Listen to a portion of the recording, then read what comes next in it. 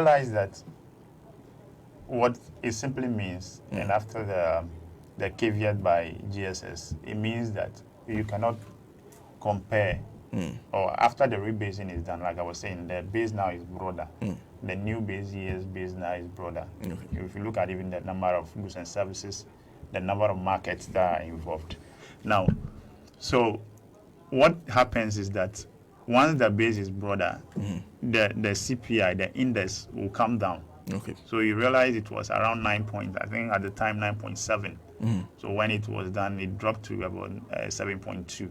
That's about 2.5 percentage drop. Now, so you can't possibly compare the now rebased CPI to what was there before. If you need to do that, it means that you have to smooth it out. We have what we call smoothing averages or moving averages. It is a bit complex.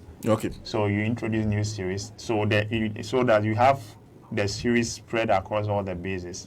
All the bases now become equal. Then based on that, you can now do a comparative analysis.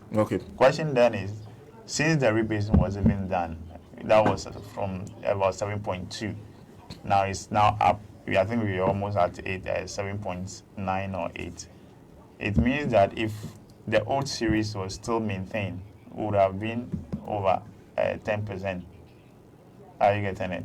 So it means that if you really want to do a true analysis of the situation of inflation figures, you should have compared with, or even if you needed to compare, you would have done that with the old series. Are you getting it? Or the old baseline that you're working with. But once the baselines are all different, or the base years are all different, statistically it's not done that you even compare. That's the reason why the caveat was given. So they keep on doing this kind of analysis. And that is the question. Why do you think they keep ignoring that? Because that's coming from statistical service, a government institution. You see, they need to paint a particular picture that things are much better than now. But then that's why you realize in reality they complain about hardship, price of goods and services going up all the time, or higher and higher. In reality, it's different from what we've been told on the books. That's what happens when you play with figures this way. Are you getting it? How many times, as in, when you look at so far from 2016 up to date, where fuel prices was and where it is now today, inflation figures will tell you that the rate of increase is gradual. But a casual observer or the everyday Ghanaian will tell you, I'm doing almost about 100% increment since 2016. So you see that the reality of the figures are different than what is being told the rates of increases are. It's the same thing with a lot of goods and services that we patronize. Are you getting it? So that's what it is. It's the same thing that was done with that's in the same presentation, I think on the same page with the deficit figures. And like I said, you have, when it comes to reporting of financial statements or reports, we have an international standard, international financial reporting standard.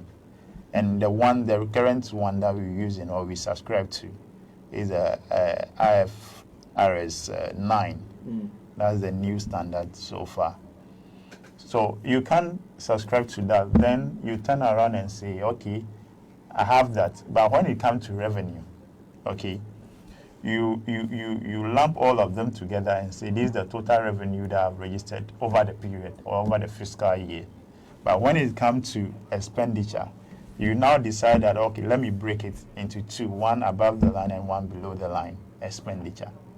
Then you say, okay, I've decided that, the above the line is what I'm using because that's what I've used directly into or spent directly into the budget line. So let me, say that's the only fiscal expenditure that I'm going to report. And in computing, the fiscal deficit.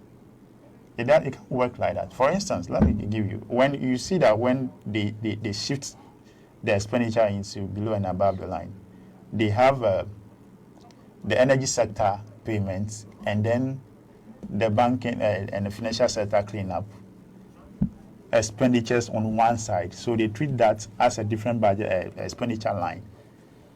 That's why they are recording, they are reporting the deficit figures of 4.7, 4.8.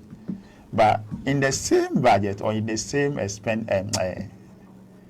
fiscal statement or what do we call it, financial statement, you realize you have ESLA as one source of government revenue. Yes.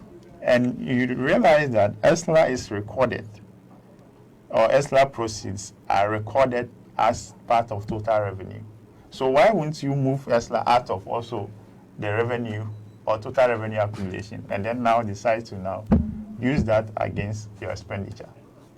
But ESLA is computed as part of total revenue. Okay. But when it comes to ESLA payments as part of expenditure, which is going out, they now take it out. So that the deficit will look better. So that the deficit will look better. Can that amount to massaging figures? Yeah, the figures are not really massaged, but it's more or less like misreporting. Okay. Or you just decided that I'll report whichever figures that I choose to report.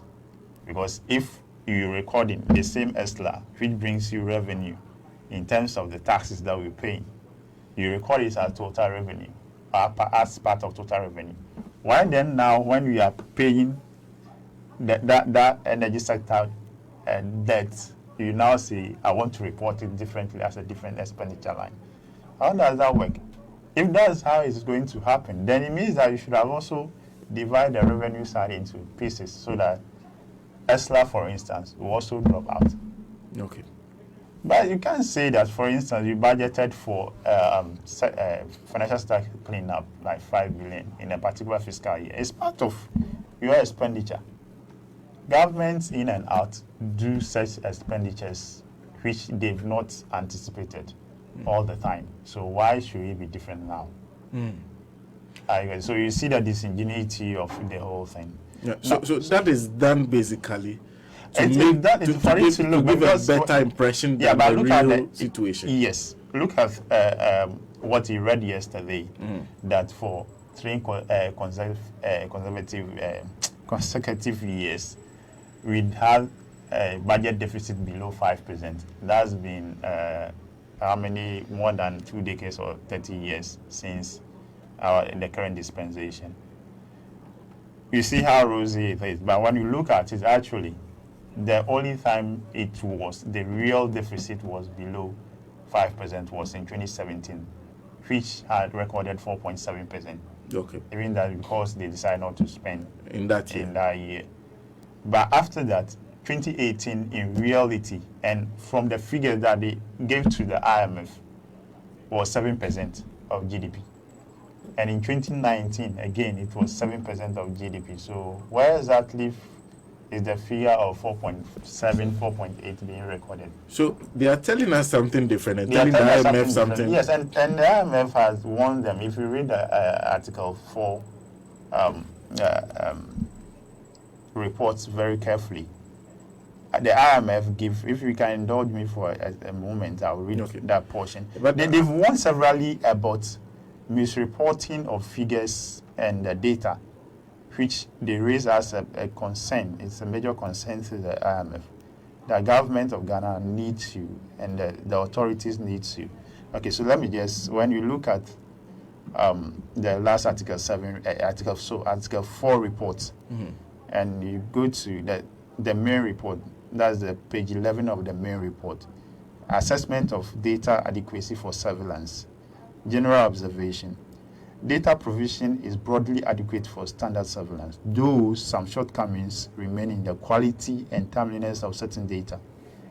To monitor vulnerabilities, effective surveillance warrants a timely provision of critical frequency data. There are notable deficiencies in the dissemination of statistical information to the public, particularly with the physical data, which has been released with delays. Okay, so when you come to the main government financial statistics, okay, this is what the warning or the report, the concern they raised. The quality and timeliness of government financial statistics need to be improved. Monthly government accounts are published with significant delays. The fiscal discrepancy remains significant. The fiscal discrepancy remains significant. And then complicating assessment of the budget deficit. So they are very specific on that. Let me read that portion again for the benefit of the listeners. The fiscal discrepancy remains significant, complicating assessment of the budget deficit. That's what the IMF said in their observation and warning. So they went on and then gave warnings that those things need to be rectified. So President is basically lying to us. Yeah, basically that's what it is. That's what it is. How huge an issue is a deficit? You see, when it comes to deficit, it means that deficit basically means that you budgeted for something that, assuming you're going to, as an ordinary individual, you're going to the market, you made a budget, you have, let's say, 100 cedis worth of goods or budget that you prepared that when I get to the market, that's what I'm going to get. Then you went to the market, you realize that what you actually have to buy, or you even bought in excess of, let's say, about 120 cedis. Question is, you don't have extra money on you, so what do? It means you have to borrow it from somewhere. Okay. Are you getting it? So the difference between what you budgeted for to go and spend at the market and what you've actually spent, that's the deficit. Okay. Are you getting it? And since you don't have extra money over there, then it means that you have to look for the money elsewhere. That's where the borrowing comes in. And even before the deficit even comes in, the budget itself, also we don't have enough revenue to match the expenditures. So there's always even budget deficit in there. But Albert, you see, I am asking because. So the more, let me learn and then the more your deficit widens, it means that the more money you need to get or go out there to borrow to finance the deficit. Okay. So the more it widens, a because already of just the normal budget that is presented without any deficit, already there's gaps, financing gaps over there already. So the more your deficit, you overspent the budget, the more you need to borrow to finance the budget. So that's why the concern is always there that once they've seen, or people have seen that, yes, you've overspent the budget by this amount, or the deficit is widening, then the concern about borrowing comes in. And it reflects exactly in what we see in the increase in debts that we are accumulating. But is that the only issue, aside the deficit, the inflation? Were there any other issues? Another critical issue that was raised was the banking, the financial sector cleanup, right? And then the president's statement was the sector was or is now adequately capitalized. Yes. That was his notable. So what we did was to look at the facts, not what he said or what anybody says. And the source of this banking sector there is the regulator, which is BOG. Okay. So if you look at the last report that they released in January 30th, right? January 30th, 30th January 2020. Okay. On the sector, and then you compare it with what was pertaining. That was the end of 2016 before this reform starts. You realize that is not true, and it's factually inaccurate. A total falsehood, fabrication. This is what it is. In 2016, before the financial sector cleanup, capital adequacy ratio was 18%. Okay. After the cleanup that we spent almost 20 billion doing, capital adequacy ratio was 17.5. And if you remember, the reason why even the cleanup started was because of adequate capital requirement or minimum capital requirement, if you remember. Yeah. That you have to meet a minimum amount of 400 million for you to be. And that's when banks started having issues. Are you getting it? At the time, the adequacy ratio was 18%. So after the cleanup that we spent millions of billions of cities to do, what we have now is 17.5. So how can you now say that the ratio is now better than it was before? How can 17.5% be better than 18%? So before the financial sector cleanup, the capital adequacy ratio was 18%. Now we are like 17.5% as at end of 2019 fiscal year, December 2019. Okay. Are you getting it? Now let's even look at growth in the financial sector or the banking sector, total asset growth. In 2016, before the cleanup, growth was 30.4%. Okay. After the cleanup, which is December 2019, growth is now 22.8%. But couldn't that be accounted for with the fact that there are less banks in the system? No, but we're talking about the fact that we are being told is now robust. Figures of profits, higher profits, unprecedented profits are being reported. So the situation should look better than... Yes. How do you juxtapose the two? That the sector that you said now has, what do we call it? More robustness, more credibility and everything is now growing at a slower rate than the one that you said was worse or was bad. Now, let's even look at another, maybe the final one or something. Total deposits growth. How frequently people deposit or how it grows, 2016 was 27.8% growth. That's how people continually deposit their monies into the sector or the banks. After the cleanup, we're now doing 22.2%. Okay. That's about 5.4% difference. So you can go on and on. And the only thing that maybe, or the only two things that you can say now is total advances. The advances, the loans that are being given. Okay. At the time, because the reason why it was even like that is because when the loans are not being paid back, banks are now reluctant. They were reluctant to release more loans to people. So you realize, because at the time, toxic assets or loans, non-performing loans were increasing. Mm-hmm. So it's reason to stand that you don't give more loans when people are not paying back. Okay. Are you getting it? Yeah. So now that some monies have been injected into the listing, at least people or some of the debts have been cleared off, people are now, or banks are now willing to give. So that those are the only part of it. But when you look at the main reason why they even went into the cleanup, for instance, the figures or the data as released by their own Bank of Ghana doesn't support what they are claiming. What he is claiming? Yes, it doesn't support. Are you getting it? So let's look at the final one, probably. If we have enough time, we can go into another one. The agri sector growth. Okay. Much has been said about planting the agri sector is going very well under this government. Yes, planting for food and job, blah, blah, blah. But what is the reality? Even in every cultivating year or the agri year, farming say a year, right? Most of the investment, when you look at it, is done over years before you yield something. But let's even say that in 2016, the figure or the growth was at 2.9% of GDP. The growth was at 2.9%.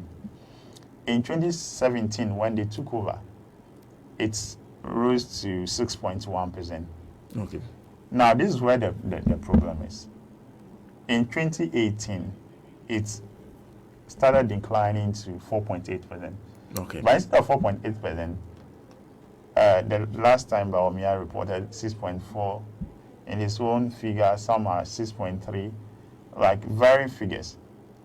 But the budget statement or the appropriation bill that was sent to Parliament, when you look at it, you have two sets of the same data that are reported in the budget. You can look at paragraph, you can look at page 20 of the budget statement. Is there. You go to page 207 again, the same thing is recorded. You realize that in 2017 you have 6.1, 2018, we have 4.8. And what he did again yesterday was to look at the projected growth for 2019.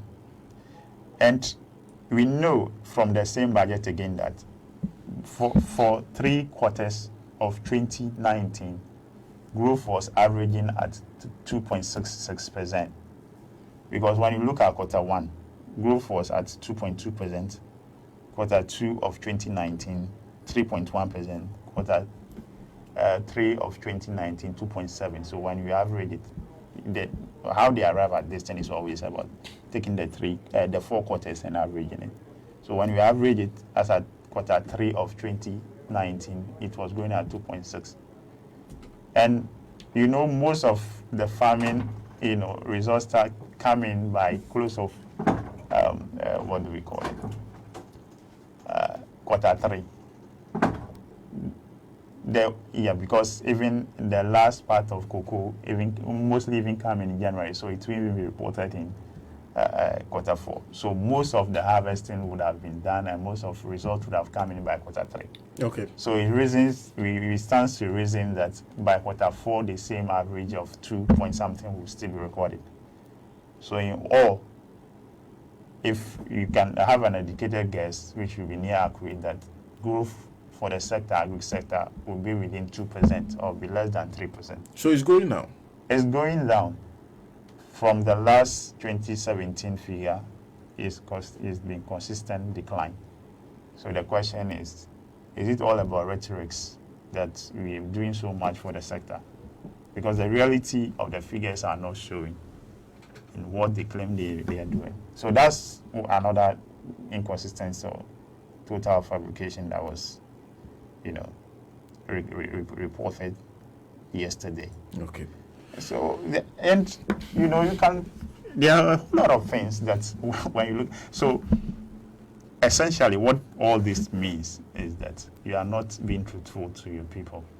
You're not reporting the true states of the nation. Economy, yeah. And it means that you're not reporting the true state of the economy. That's why you'll be singing that, or you'll be saying the economy is better, everything is fine, while your citizens are suffering, hungry, and they'll be angry. And then you stand in parliament and be telling them that everything is fine, everything is okay. What it means is that you are not ready to even do anything to better their lot. Because if somebody is suffering and you are saying, oh, don't mind him, everything is fine, does that mean that you are willing or will even be willing or able to help the person? No. So an admission of the difficulties is a first step towards knowing that the person is interested in dealing with it. You need to accept there is a problem. You need to accept the situation in order to do it. That even brings the last one. I said that was the last one, but the last one, which again boils down to bread and butter and then suffering. Unemployment. The last unemployment, the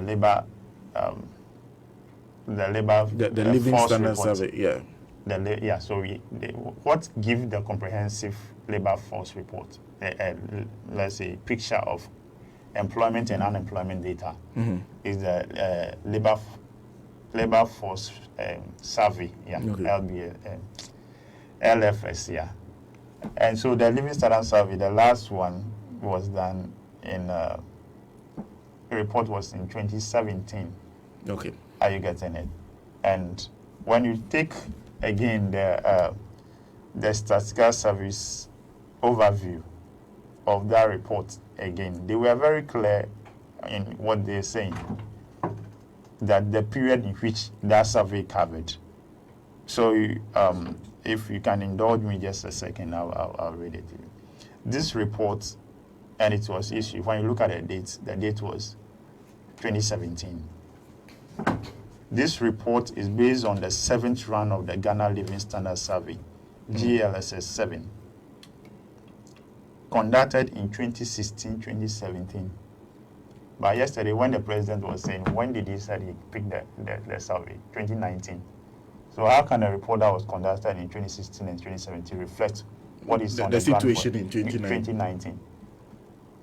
So you now understand clearly what I'm trying to say. To not have added those from the banking sector, those of us exactly, those are all out. Yes. So you can't say that the same unemployment level or employment level as we had at 2016, and let's say the mid 2017 are the same conditions or the same level of employment or unemployment we have currently.